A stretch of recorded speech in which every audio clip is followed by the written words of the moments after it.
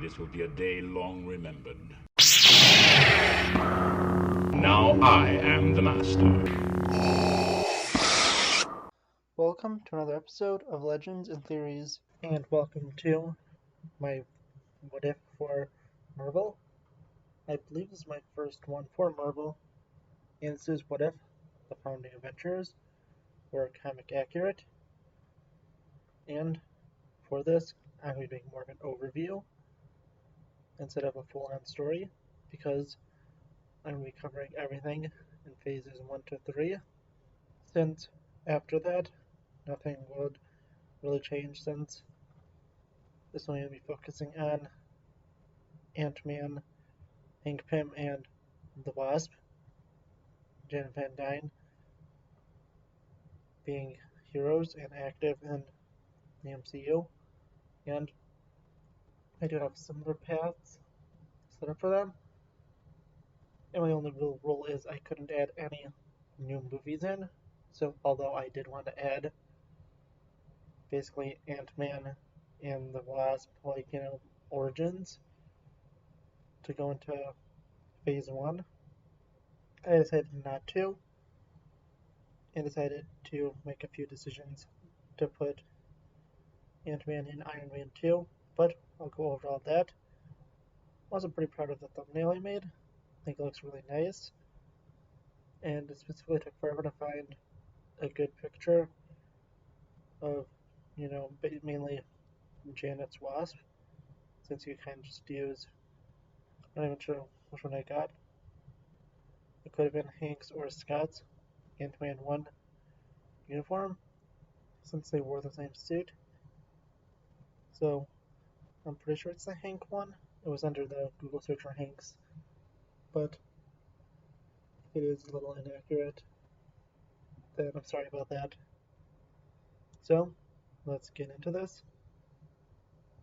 And we're going chronological order instead of release order, which really just moves Captain America, the first Avenger, to the front, and I'm only going to be mentioning the films that get changed.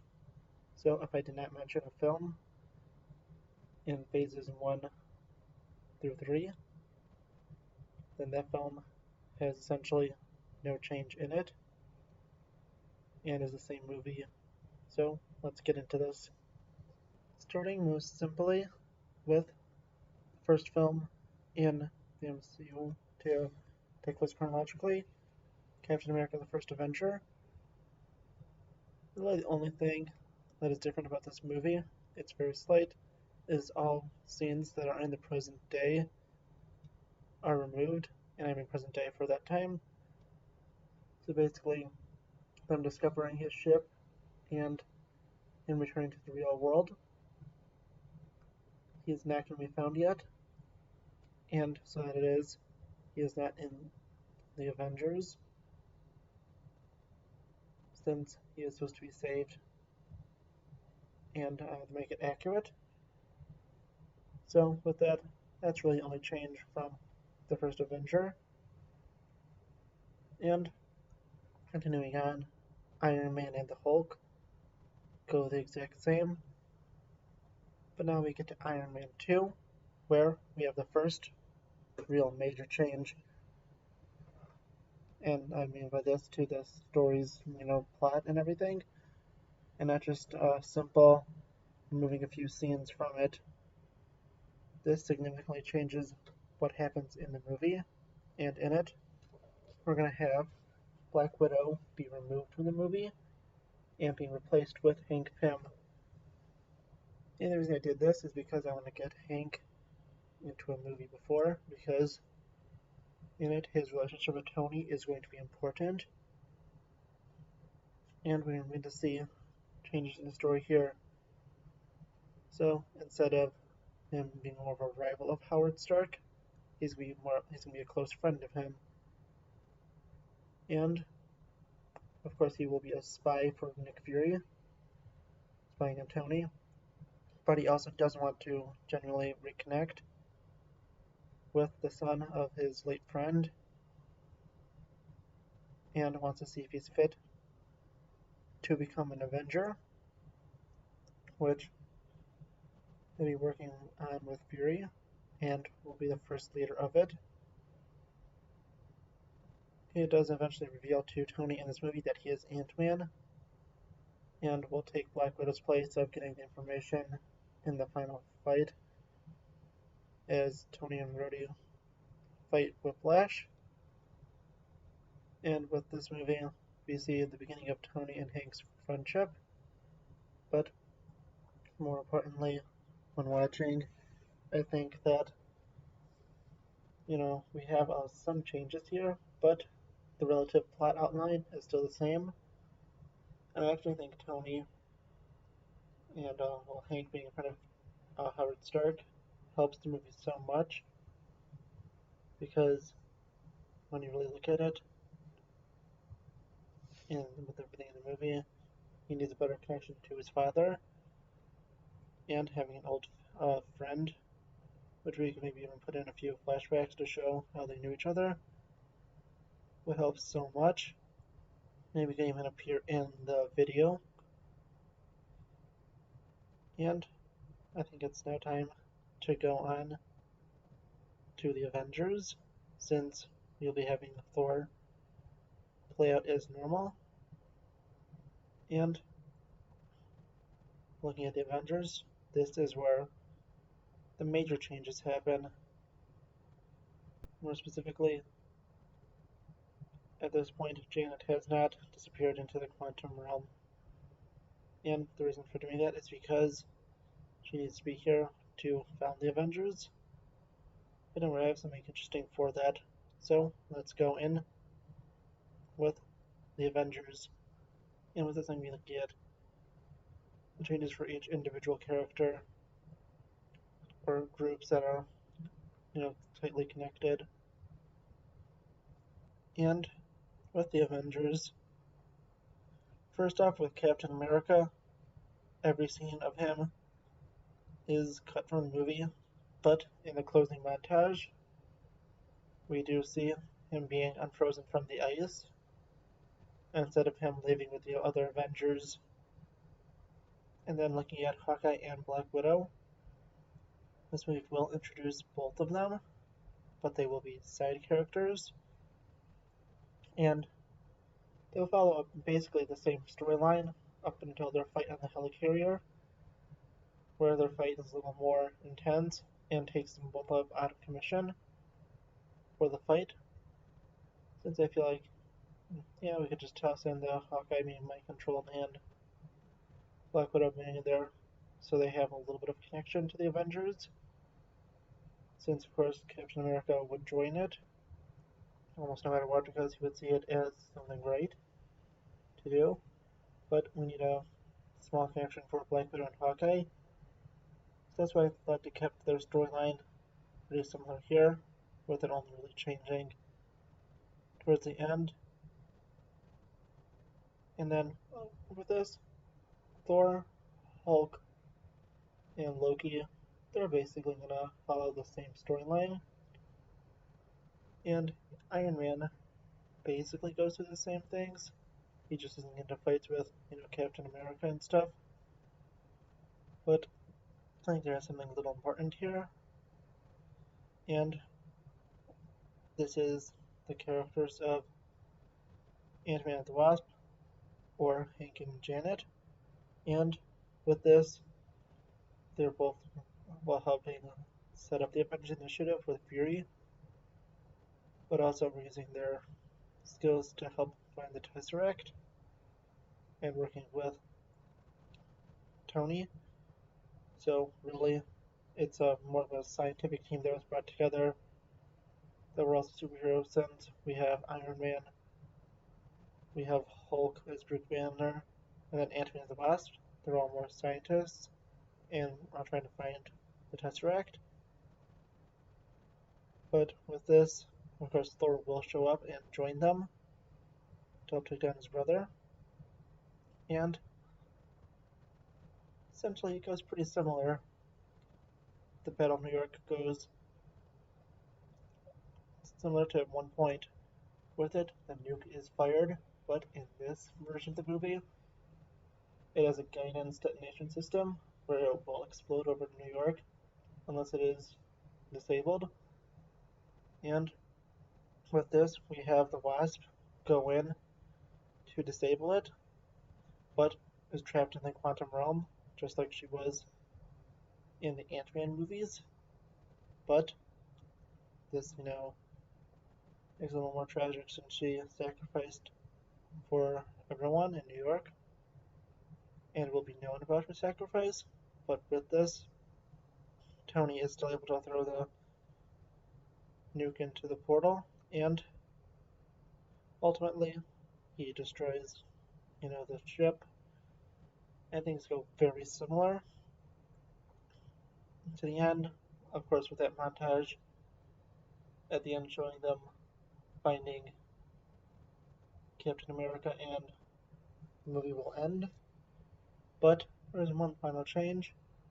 A third post-credit scene is going to be added in, and with this, we're going to see a devastated Hank begin to work on the Ultron project, so he could try to go and save his wife from the quantum realm.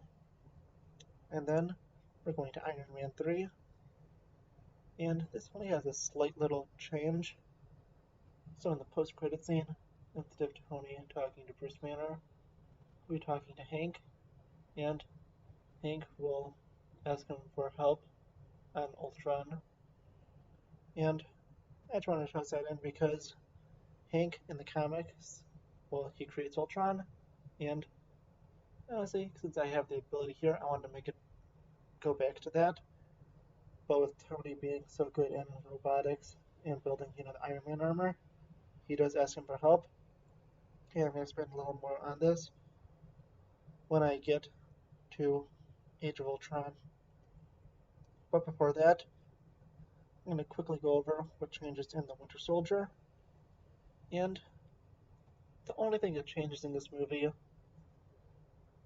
really is that really good scene from end of First Avenger, which I knew has to be in it.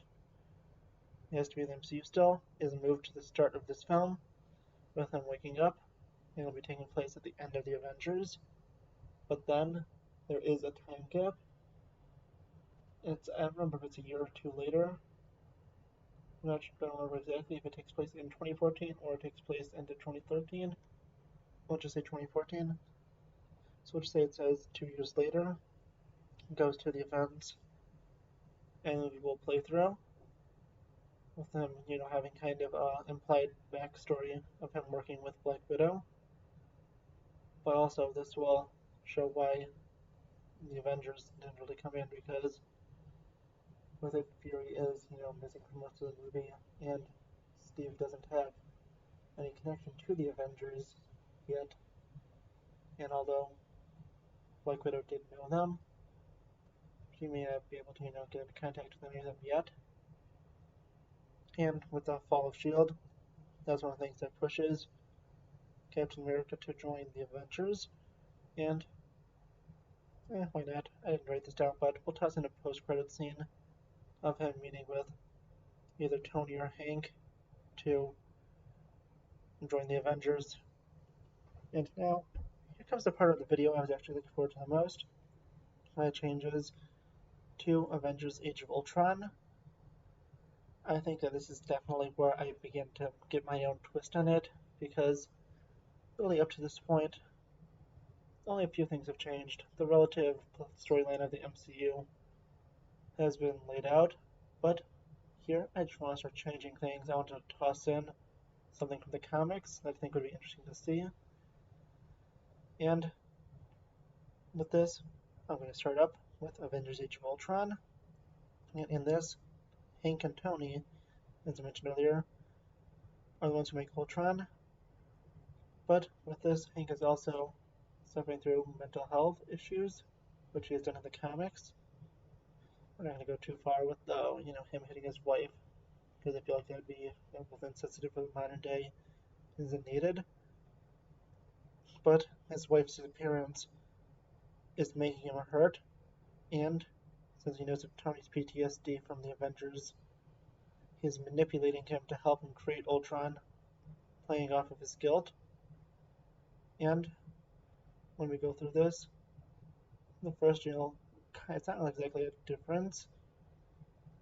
And something you would notice is that Captain America, Black Widow, and Hawkeye have joined the Avengers in the opening scene, and throughout this, as Hank is losing it, we're going to see Cap take over from him and become the leader. We also start to see the first hints of Tony and Steve's disagreements, which are planted for Civil War, and that's mainly because we didn't have those scenes back in the Avengers to do that. And I think honestly it would just, help a little bit. And some pretty good foreshadowing for the movie that's soon to come in terms of when this movie came out, since it's already been out. And then next we see, although they are on the same team, Tony and Steve don't really see eye to eye on many things, but they do get along well enough. And especially with Tony helping Hank, Steve sees this as wrong, but Tony, who's being manipulated by Hank, doesn't really realize it until towards the end of the movie, where they do get into a fight towards the end. Since Tony does realize it, and that's one thing that pushes him away. But he does come back for Civil War with the Sokovia Accords because of his guilt once again. But finally, we have the movie going pretty similar. Ultron is destroyed, Vision is created, and we have an extra post-credit scene tossed in, setting up Ant-Man, where we see Hank losing his control of his company, Pym-Tech, since he was creating Ultron, and we see that Darren Cross has taken over the company, which leads directly into Ant-Man. And one last thing that will be, revealed in Ant-Man, but not exactly in this scene. Hank is put on trial for, creating Ultron, and this is a little different than what MCU does, but I think it is interesting to put this in, for him especially manipulating Tony. And they do realize that he made a mistake and he is under immense stress, especially after losing his wife. So they do let him go, but under his corp, rules, he cannot become Ant-Man again, which will be the reason that Scott comes in to Ant-Man.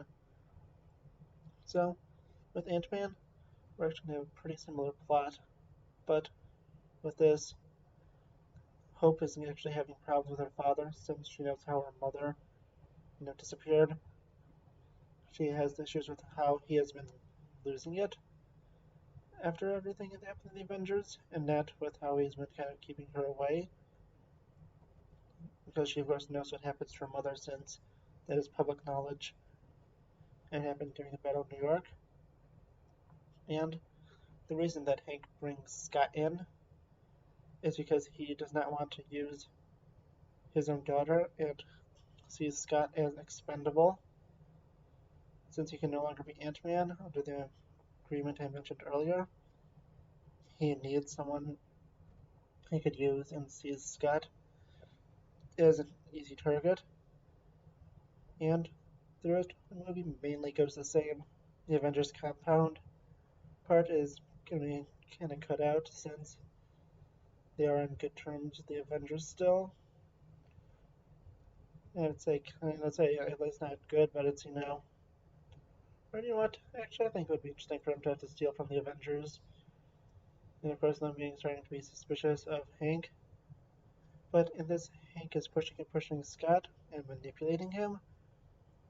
And actually in, the scene where he's fighting Yellow Jacket, instead of doing it to save his daughter, he's actually manipulated by Hank to do it, and with him having a near-death experience, Scott realizes how, far Hank has gone and decides to abandon him, which is going to push him towards Cap's team in Civil War. But another thing is, in the post-credit scene, Hank is finally going to let his daughter Hope become the Wasp, He's saying that because she proved herself, but so he doesn't lose feeling the last person he has that's close to him, since he's really lost everyone else and anyone that he does see. So there's a friend like Tony have begun to abandon him because the issues he's been having have definitely become worse, and he has been sliding farther and farther down. And that's just a really interesting thing I want to put in because he's trying to go on a villainous path, and you'll see that come even more down as I continue. But let's go to Civil War, where Hank goes back to Tony to seek forgiveness. He wants to side with him and says he wants to make amends for what he's done. But this is all a lie. He is actually with Tony because he learned that Scott is joining Cap's team, and he just wants to get his tech back. And the other trade in this is that Vision is not the one who hurts Rhodey. It is actually Hank, and with it, instead of going after Falcon, he's trying to capture, instead of Falcon trying to capture Scott, which does happen, and this ends up with Tony finally realizing that Hank is a lost cause, since he nearly kills Rhodey. But he does, report this to Ross, saying that he is unstable. And with all this, it eventually leads to Hank being put on the run for nearly killing an Avenger and not really thinking it through. And that's what makes him in the trailer for Ant-Man and the Wasp, because I think honestly him being wanted in that movie did not make too much sense. Because it basically be like, if I stole, like a gun from someone, if someone, I would say someone, I steal a gun from someone, I kill someone, it's not that person's fault for owning the gun. And they shouldn't be arrested for murder, but that's kind of logic they use. And Ant-Man and the Wasp didn't much to make sense. But with this one, I definitely want to make Hank's downfall, kind of spiral, especially here. And with this, instead of, Scott kind of has the vision and, decides not to call Hank, but he does, kind of mention it out loud. And that leads to, Hank having hidden cameras set up in Scott's house. He goes and kidnaps him and basically blackmails him if he doesn't, help. He will tell the FBI that he, got out of his, house arrest and had him sent to prison. He's gonna have, it done. And Scott is basically under arrest in this movie. And this also starts to push away Janet, or Hope. So they go through the movie around normal, but once Janet returns to the real world and realizes what has happened, she will be disgusted at what her husband has done, and Hank is going to go visit there and will attack them, but Scott will go in and defeat him with the help of Ghost, and it's just going to be, something to toss Hank on an even worse path. And I just wanted to keep, dragging him down with this so he could eventually be redemption, and I think that the lowest point of this has to be, well, it's going to make it a little lower for him when he has his wife returned, but you cannot take the man who he has become because of how dark of actions he took to get her back. And really at the end, Hank is put in prison. Scott goes into the quantum realm, but he is trapped in there.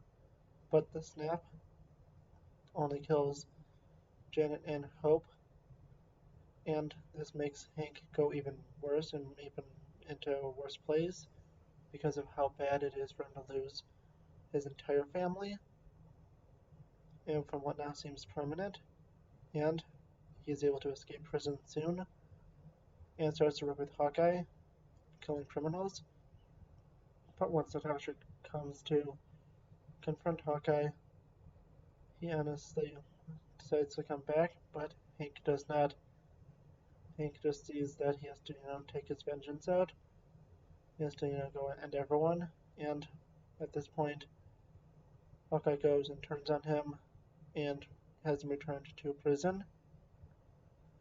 And really the rest of the movie plays out exactly the same, except for Hank could make more Pym particles, but refuses to, since he just truly hates the rest of the Avengers right now.